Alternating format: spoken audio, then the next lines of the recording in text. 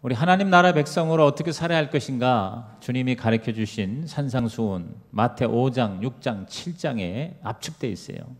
우리 지난 몇 주 동안 우리는 5장과 6장에서 주님의 가르침을 받았습니다. 어떻게 하면 우리가 진짜 행복할 수 있을까?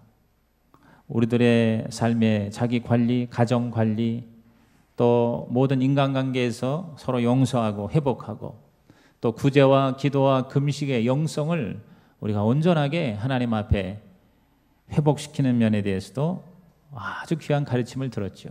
또 물질 어떻게 우리가 다스릴 것이냐 하는 재테크에 대해서, 또 지난주에는 염려라는 괴물을 어떻게 우리가 퇴치할 수 있을까. 참 예수님의 가르침은 동떨어진 가르침이 아니에요. 굉장히 실제적이고 생활에 밀접한 가르침이십니다.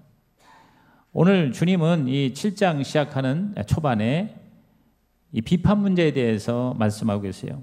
여러분, 인간은 사회적인 동물이라서 절대 혼자 살 수 없습니다. 인간관계를 떠나서 존재할 수 없죠. 그러다 보니까 우리가 인생을 살면서 행복하기도 하지만 사람 때문에 즐겁기도 하지만 그러나 또 갈등 때문에 괴로워합니다.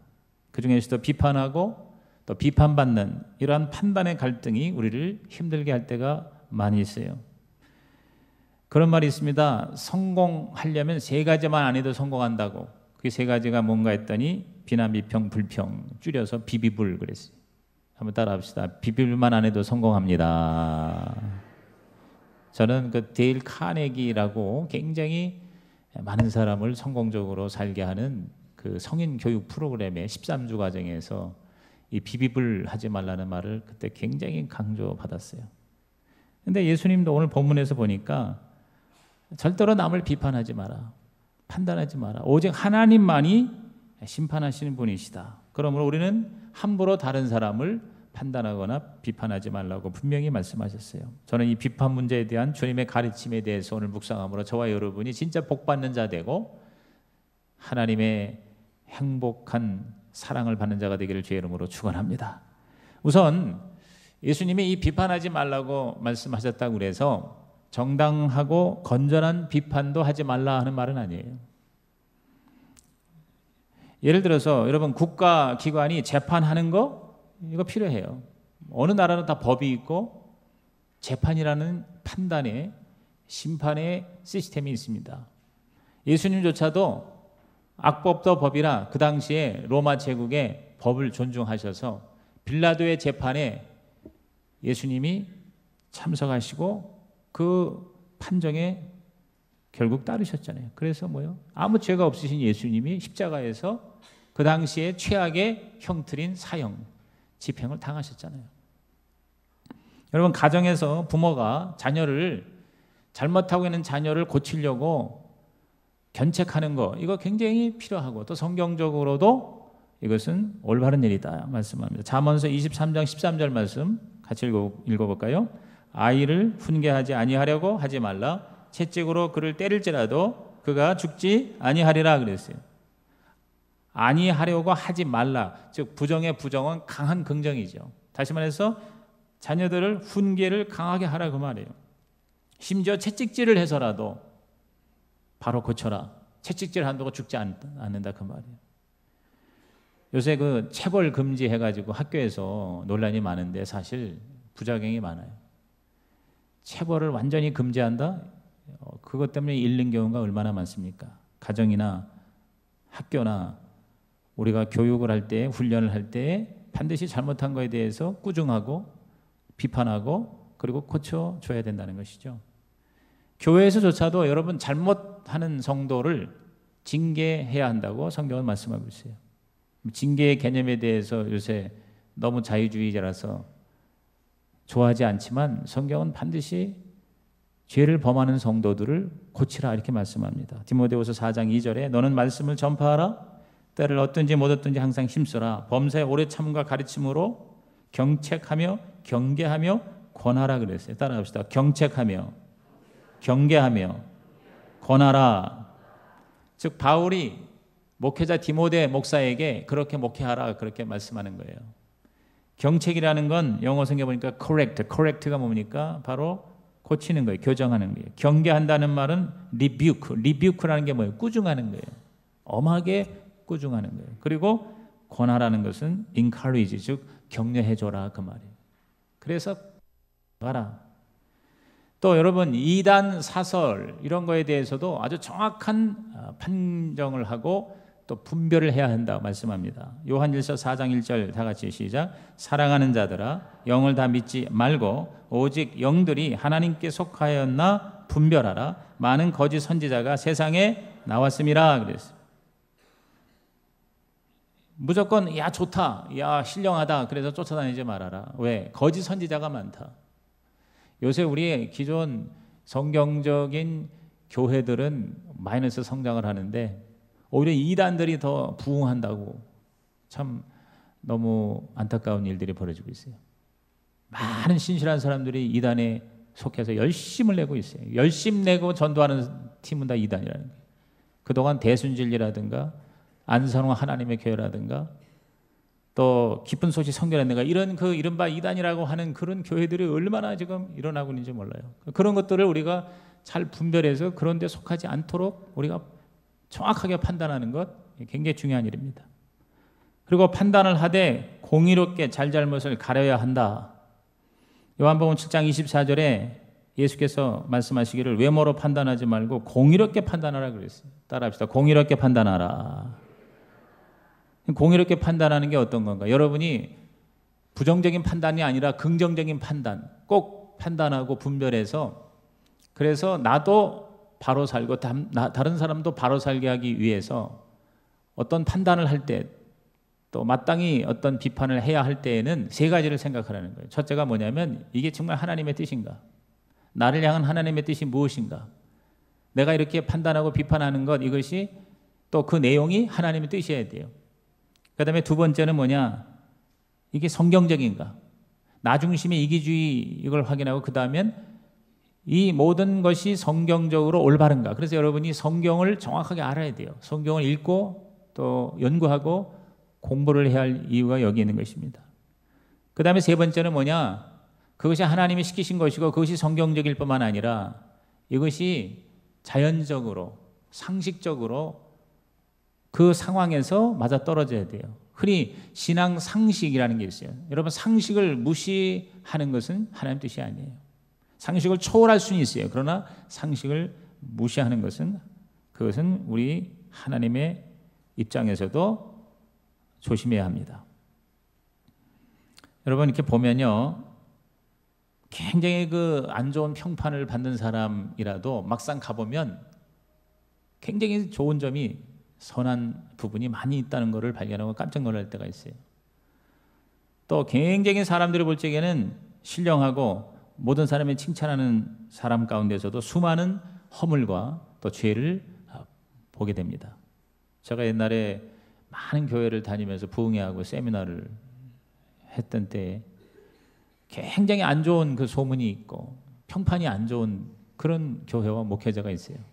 근데 이제 초청을 받아서 할 수 없이 가서 한 이틀, 3일, 4일 이렇게 같이 집회를 하고 식사를 하고 이렇게 지내다 보면 그렇게 굉장히 안 좋은 그 평판 있는 그 목사님이 결국 그렇지 않다는 걸 깨닫게 돼요.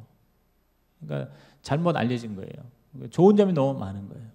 그리고 좀 문제가 있더라도 오히려 정말 괜찮은 부분이 훨씬 많은 걸 보고 깜짝 놀랄 때가 있어요. 야, 절대로 함부로 다른 사람 말 듣고 사람을 판단하거나 비판해서는 안 되겠구나 하는 걸 거기서 깨닫게 돼요. 오늘 저와 여러분이 정말 꼭 판단하고 또 다른 사람을 위해서 권면해야 할 그러한 비판의 경우 이렇게 하나님이 보시는데 합당한 그러한 통로가 되기를 주의 이름으로 축원합니다.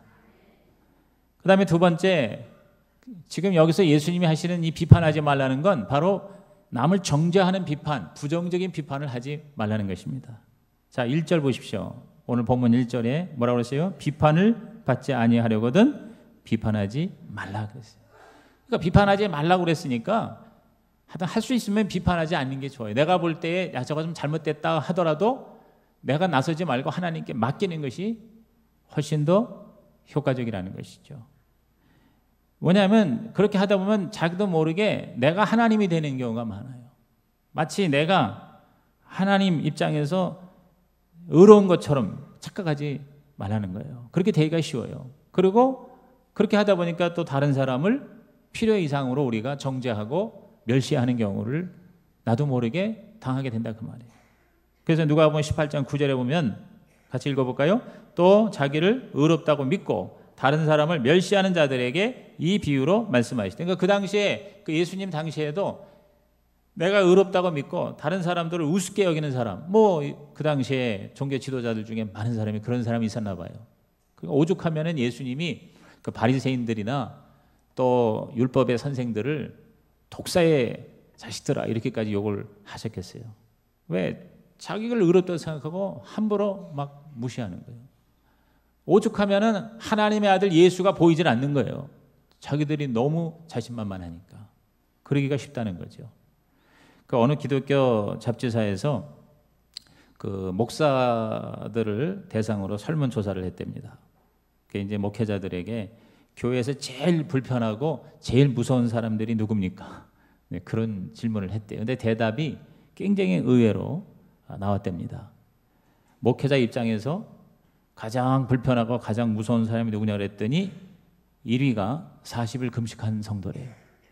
40일 금식한 사람. 2위는 매일 나와서 철야 기도하는 사람. 3위는 신학교 다니는 사람. 신학 공부하는 사람. 여러분, 금식하고 철야하고 신학을 공부하는 것은 굉장히 좋은 일이죠. 개인의 영적인 성장을 위해서 얼마나 좋은 일입니까? 또 중요하지 않습니까? 하나님께 쓰임받는 도구가 되는 아주 좋은 기회이죠.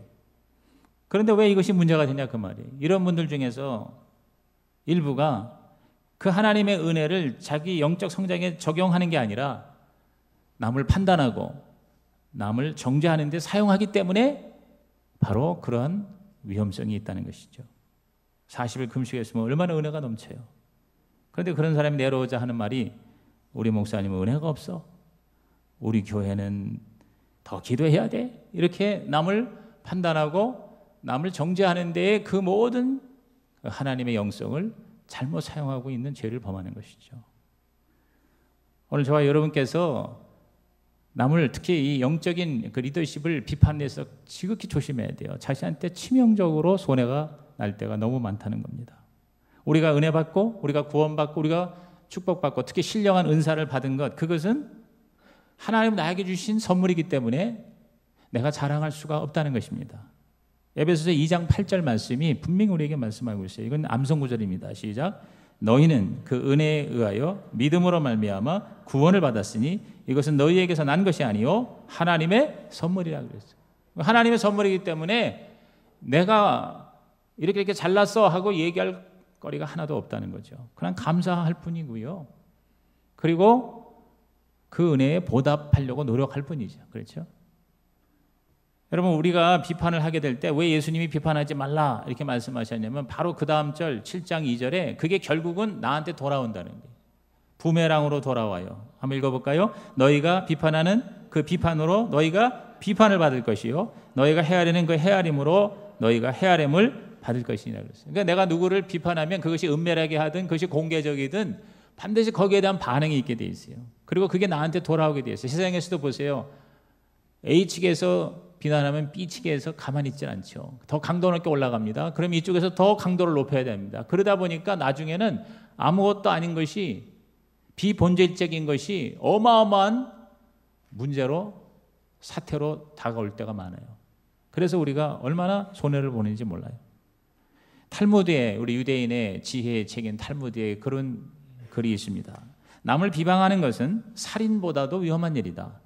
살인은 한 사람밖에 죽이지 않지만 비방은 세 사람을 죽인다. 비방하는 사람 자신, 그것을 듣고 있는 사람, 그리고 입에 오르내리는 화자가 되는 바로 그 사람 그랬어요. 그러니까 세 사람을 죽이는 것이다 그랬어요.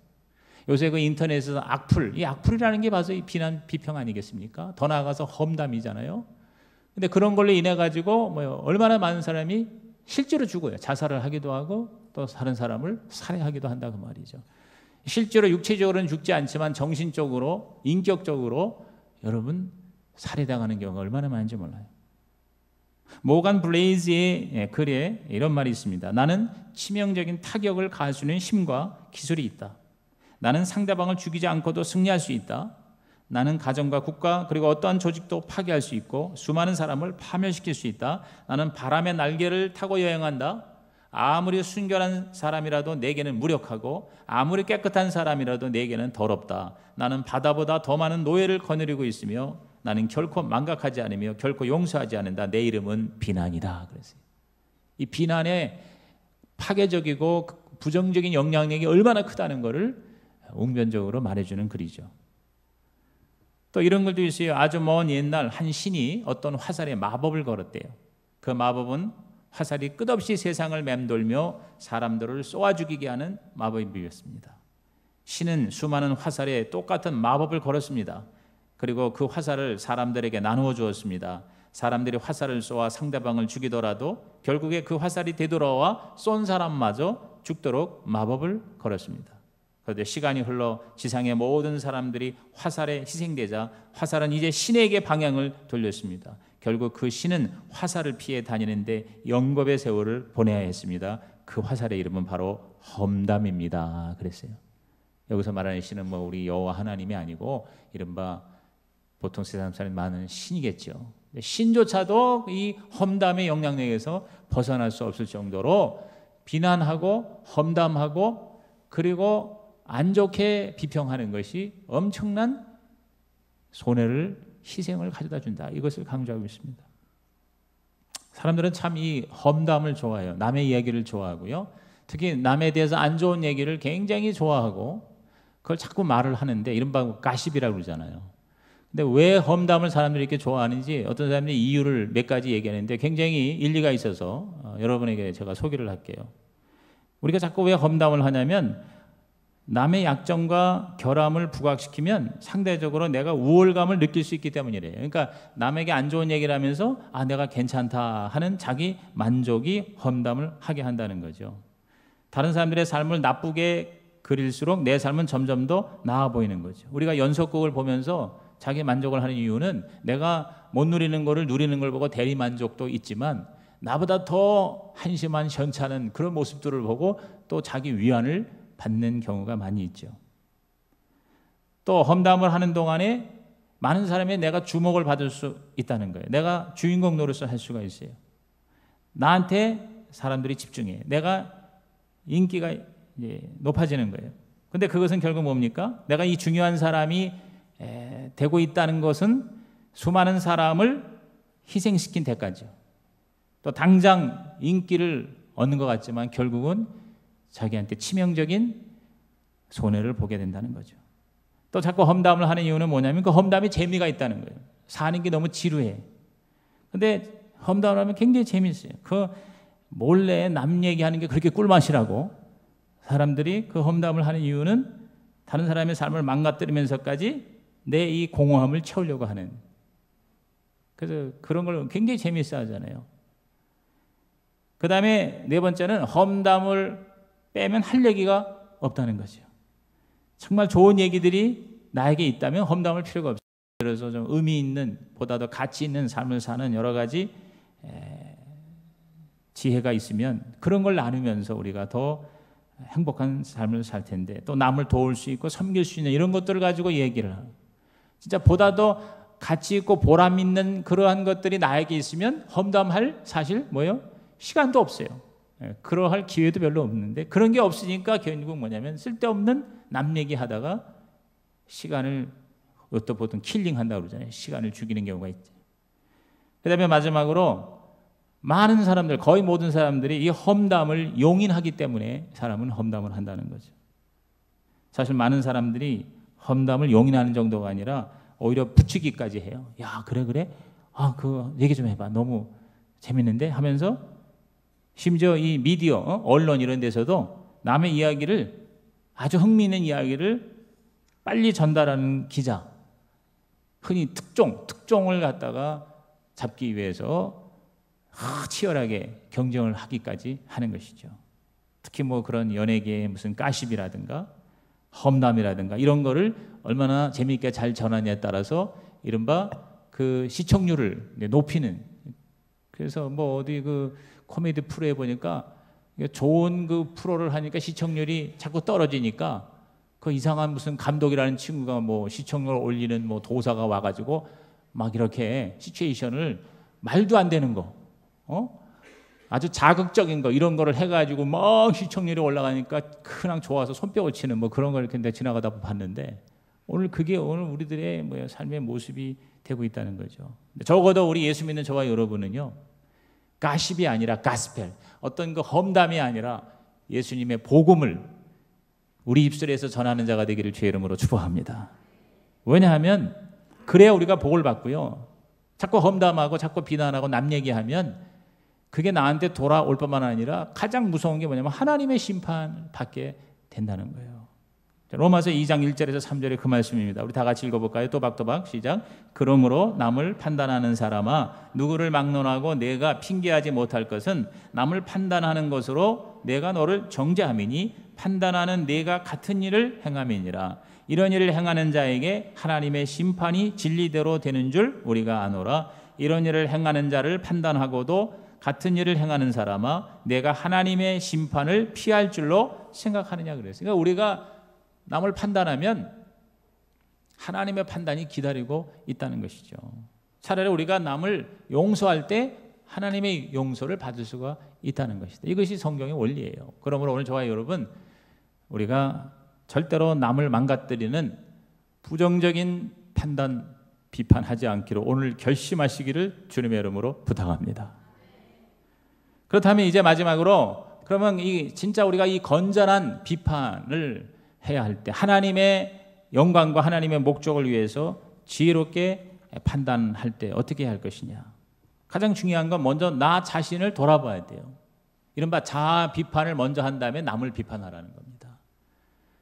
그래서 공산당이 이런 걸 써먹는 거예요. 그래서 자아 비판하면은 자꾸 우리가 인상이 안 좋아요. 원래 그게 좋은 얘기거든요. 내가 나를 살피고 내가 잘못한 게 있는가 자기부터 먼저 비판하고 그런 다음에 남을 비판하라 하는 이 좋은 말씀을 우리들이 잘 안 써먹으니까 공산주의자들이 그걸 써먹은 거예요. 이 동물하는 거, 그 다음에 이 세포, 이 셀이라는 거, 이런 거 다 뭐냐면 이 성경적인 것들을 그렇게 안 좋은 목적을 위해서 쓰고 있잖아요. 자, 우리 예수님이 하신 말씀 계속 읽어봅니다.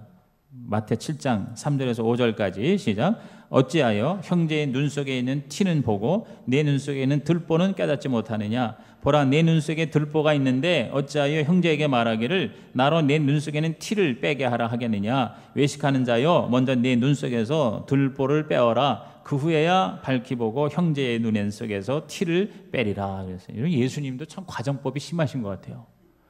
굉장히 우리에게 실감나게 깨닫게 하려고 비판하는 자를 향하여서 남의 눈에 티라는 게 뭐예요? 먼지야 먼지, 보이지도 않는 그 먼지 하나 있는 거를 가지고 뭐라고 하는 너요? 네 눈 속에는 들보가 있다 그랬어요. 들보가 뭐야? 대들보.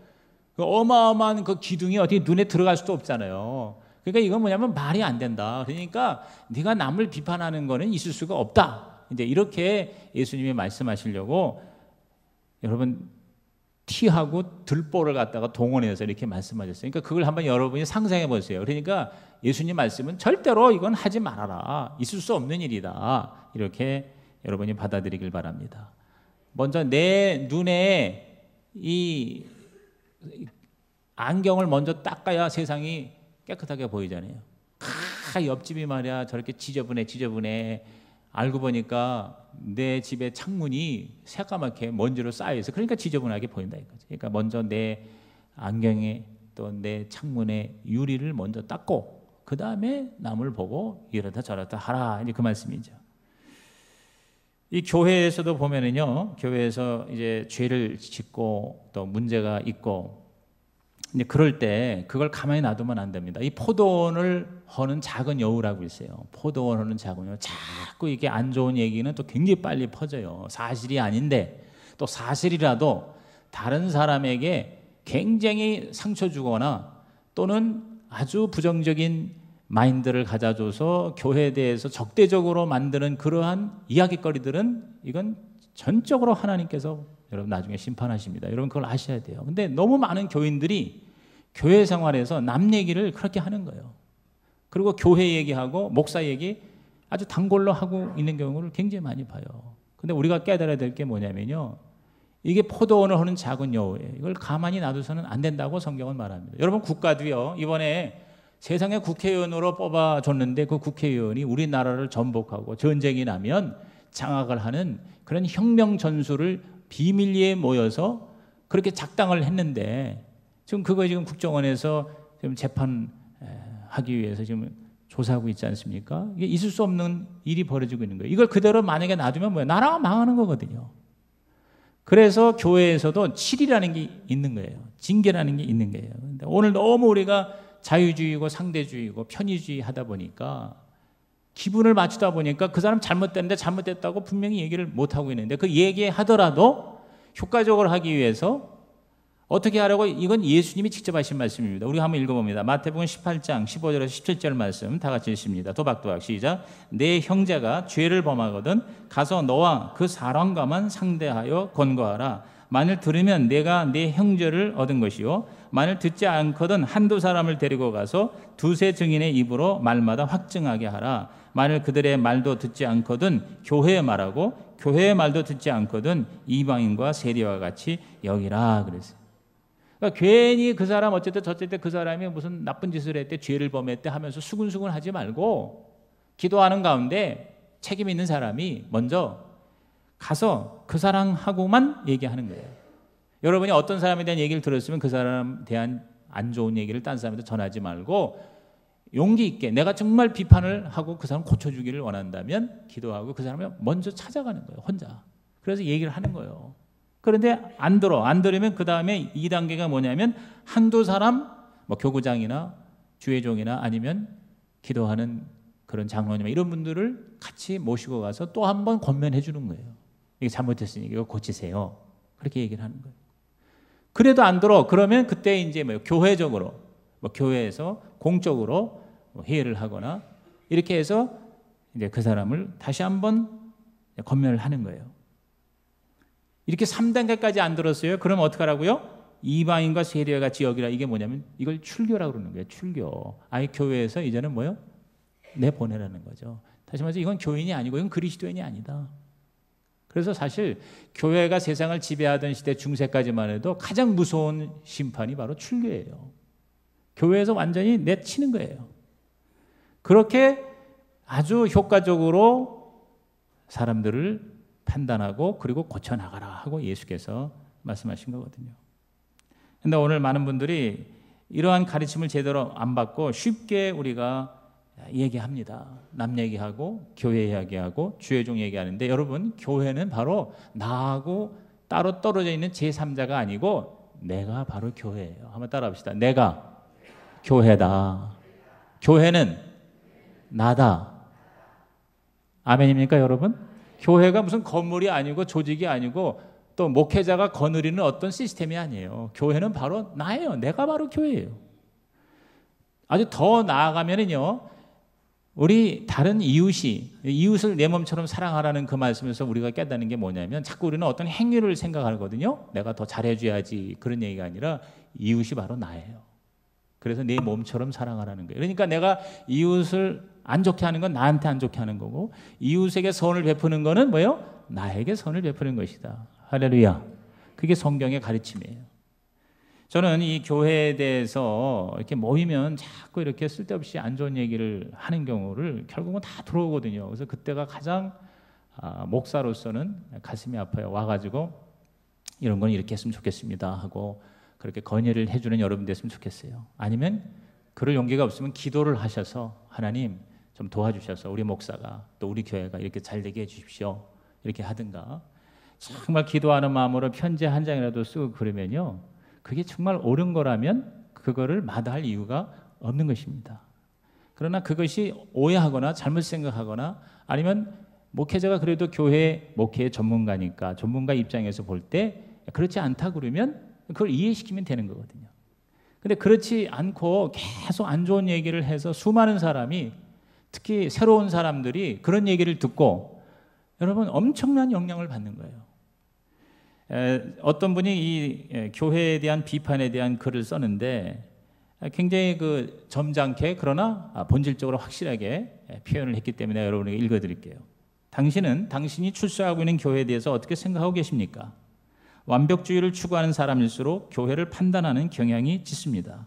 그 이유는 교회는 가장 이상적이고 가장 완벽한 곳이어야 한다는 확고부동한 생각을 갖고 있기 때문입니다. 그러나 교회에 모이는 사람들을 살펴보십시오.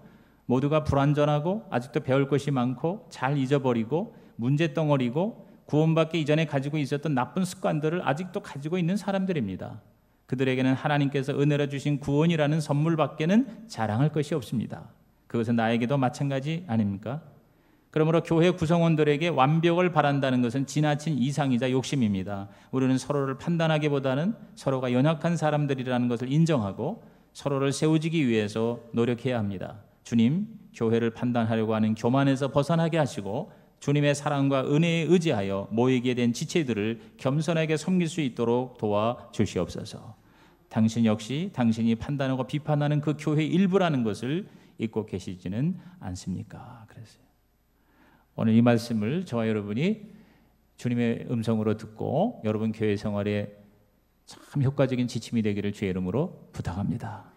결론적으로 주님께서는 8절에서 끝까지 거부하는 경우 그냥 강요하지 말아라.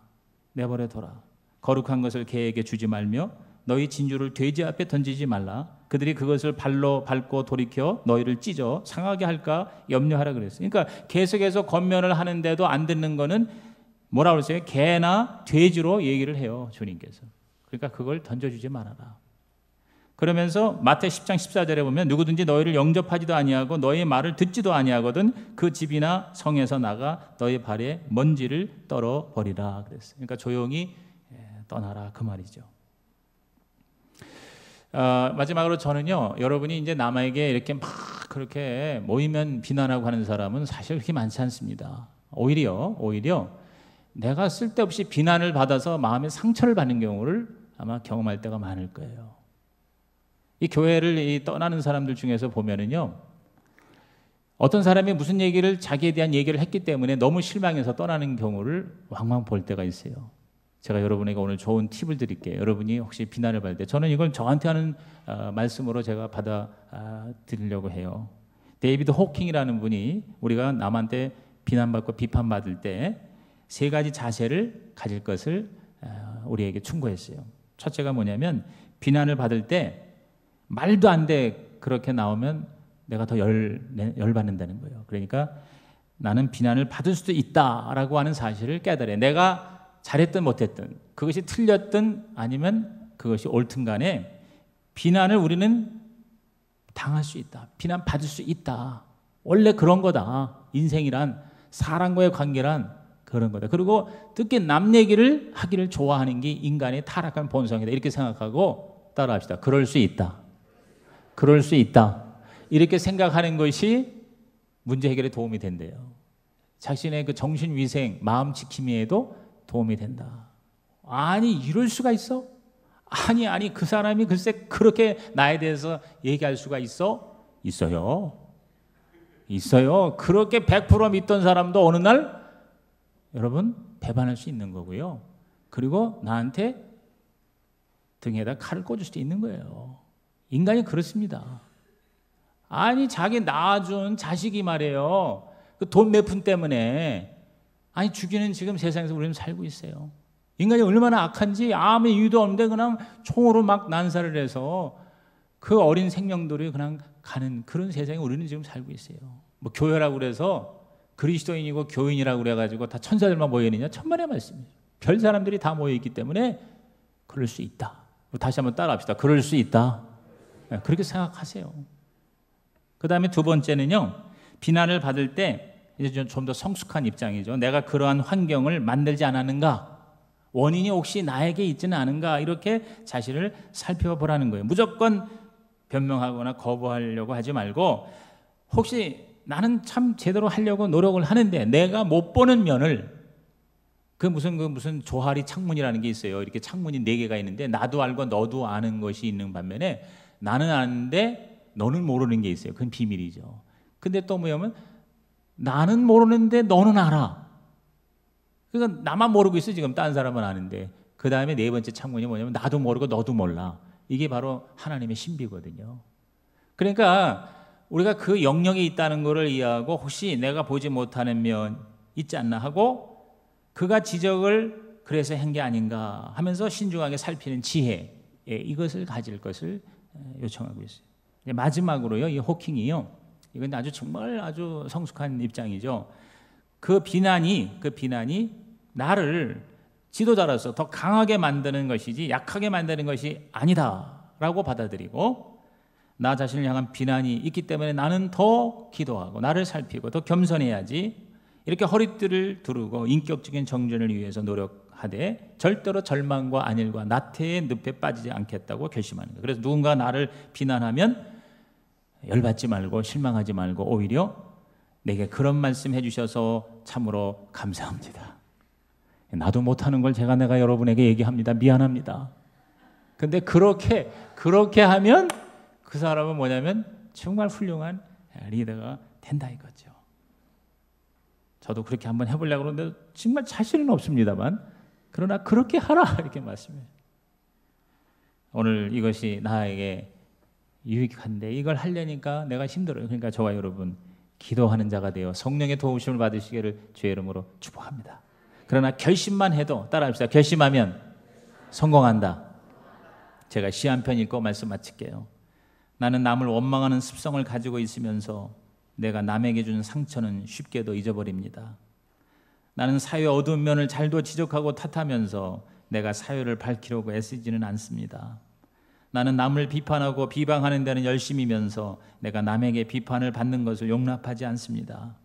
나는 남의 성공을 시기하면서 내가 성공하기 위해 뼈를 깎는 노력을 하지 않습니다. 나는 남의 장점을 칭찬하지 않으면서 나의 장점은 과장하여 보이기를 애씁니다. 나는 남의 친절과 미소를 바라면서 내가 베푸는 친절에는 인색합니다. 하나님, 나의 이런 마음을 뜯어내시고 내 속을 정결한 마음으로 바꿔